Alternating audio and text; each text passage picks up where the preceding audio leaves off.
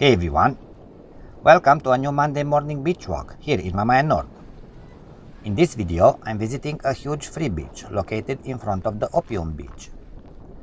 While trying to film Opium Beach, I was chased away, again by the security guys who patrol in front of this area.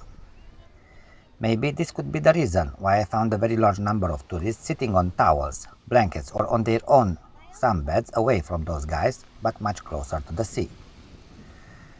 So if you feel like taking a few relaxing minutes by the seaside, come along with me and enjoy the views, the natural sounds of the free beach, and the fresh sea breeze of the Black Sea. Thanks for being here. Cheers!